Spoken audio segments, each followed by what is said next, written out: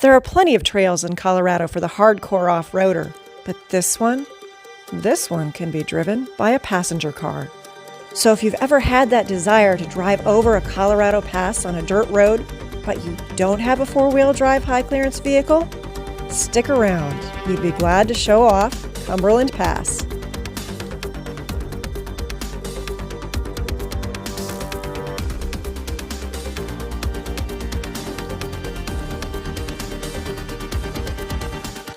We started our 19-mile journey over Cumberland Pass from the little hamlet of Tin Cup.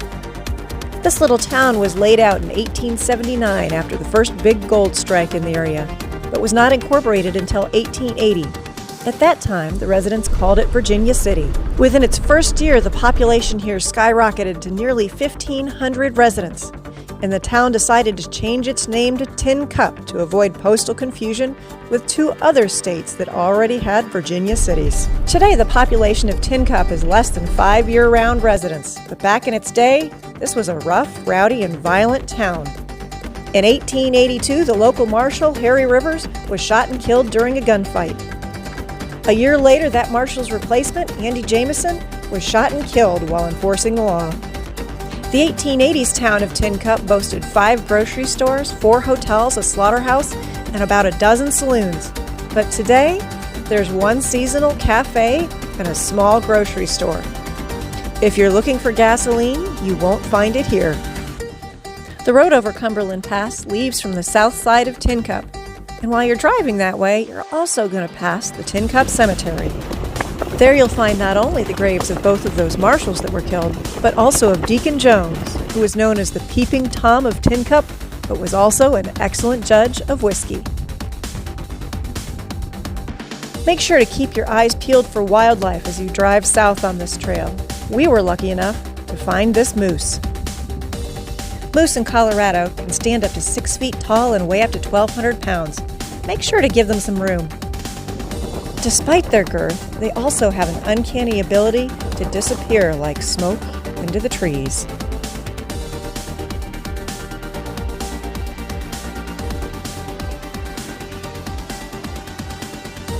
The Cumberland Pass Road reaches an elevation of over 12,000 feet, making it one of the highest standard passenger vehicle routes in the United States. Although you can drive a passenger car over this in most years, keep in mind that ATV and other four-wheel drive traffic, especially on the Tin Cup side, often causes greater deterioration to the pass, which means some years you really wouldn't want anything but a high-clearance vehicle on this road.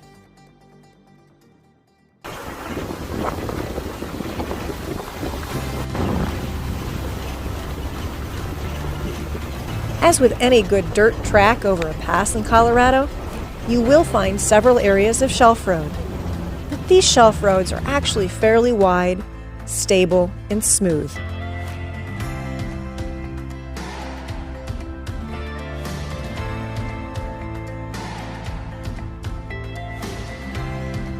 Cumberland Pass initially boasted a pack trail where burros could haul mining equipment and ore in and out of the Tin Cup district.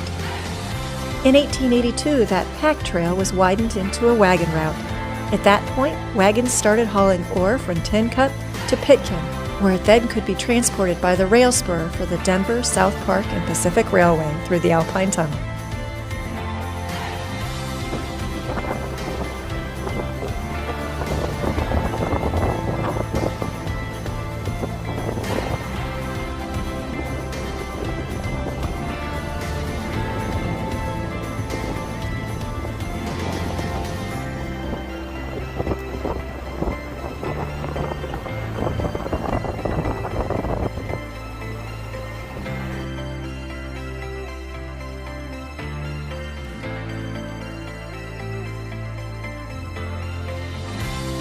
As you're driving along this route, you may see several offshoots from this road. Some of those may be dispersed camping because there's ample camping along this road on both sides of the pass as long as you're out of the Tin Cup area. But keep in mind, check the map, because there's also a lot of private property in the area. There are also 2 established National Forest campgrounds on the far side of the pass over near Pitkin.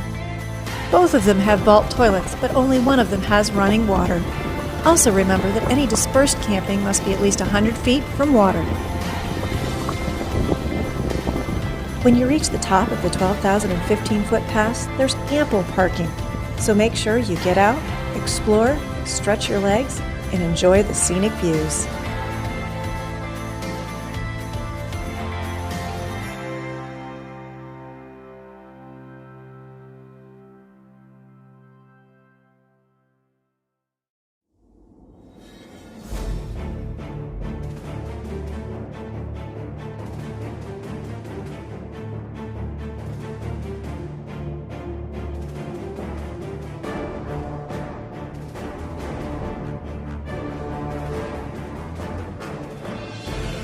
The first car came over this pass in 1905. I say it came over the pass rather than it drove over the pass because, well, it didn't make it all the way without help.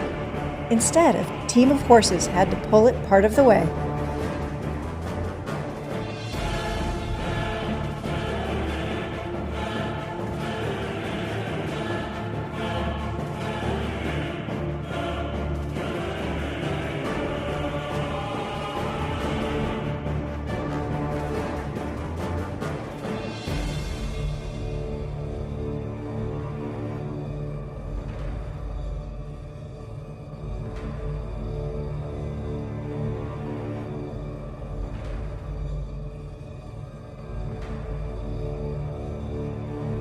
In 1935, the Civilian Conservation Corps improved this road.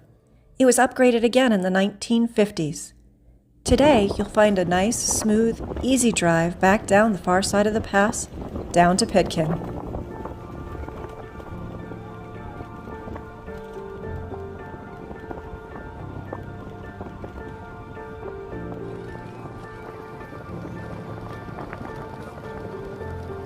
After you go around the first switchback coming south off the top of the pass towards Pitkin, you'll see obvious relics from the old mining days. These remnants include old tailings piles and the ruins of buildings that are in excess of 100 years old. Alas, I have to admit that we glanced at those as we drove by, but we didn't stop.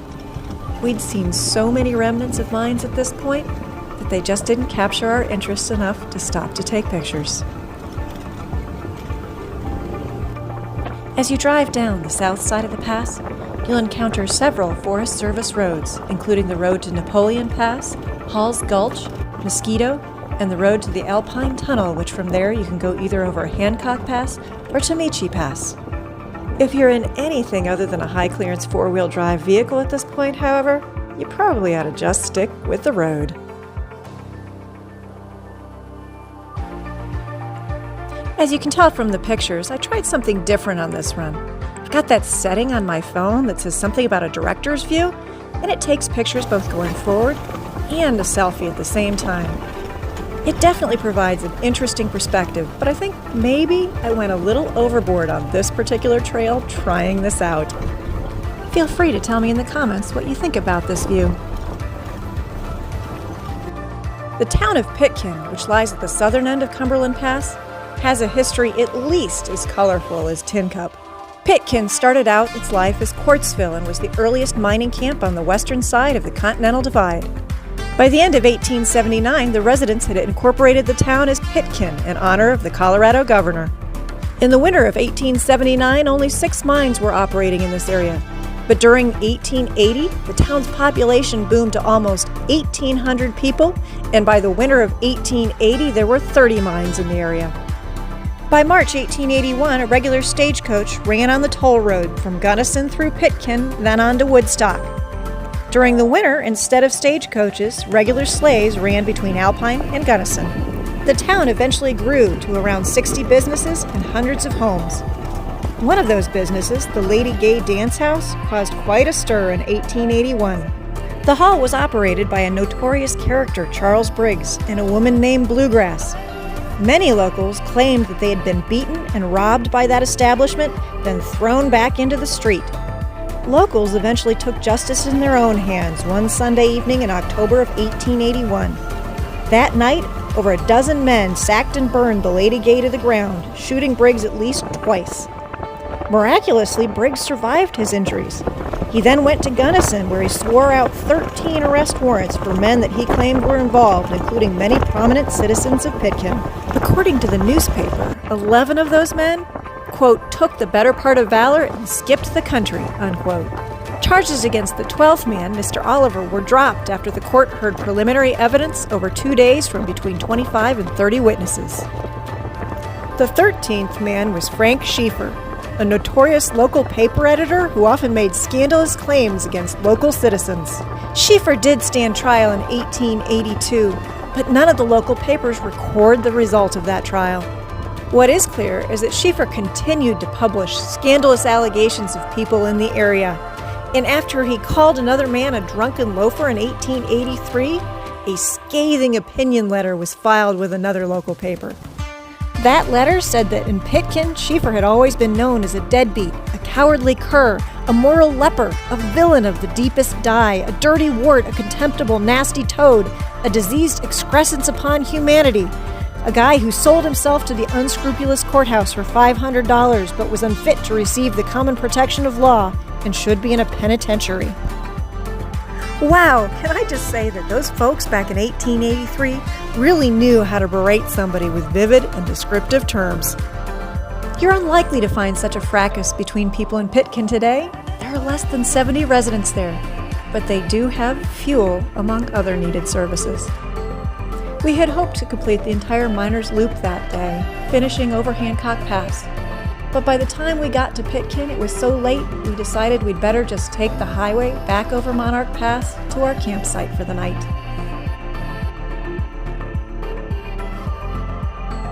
That's the headwaters of the Arkansas River we just crossed. I think he's trying to draft you. Hopefully it'll at least keep doing this. Hoping he was right. Had a really stink. We were climbing up Mountain Pass and it was just like, no, I'm done. Well, it's taking out here just fine. I just have to sit here until you come by out for a while. You enjoy having more people? Yeah.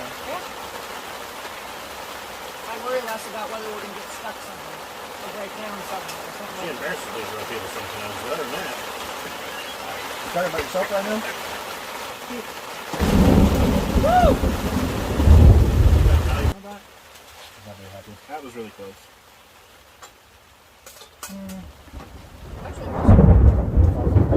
With how bright it was really close.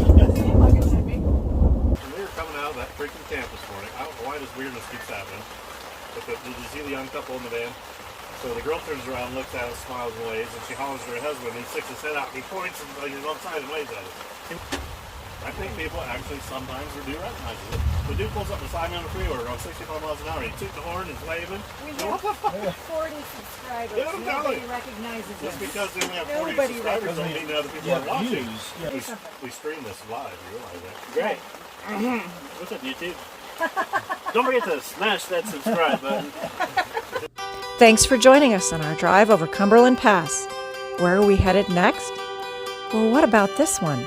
Medano Pass, a place where desert, mountains, and deep water crossing collide.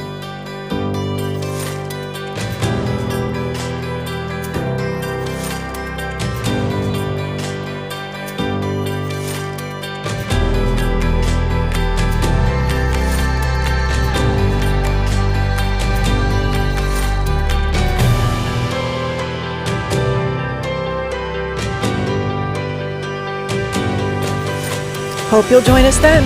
But in the meantime, go out and find your own adventure.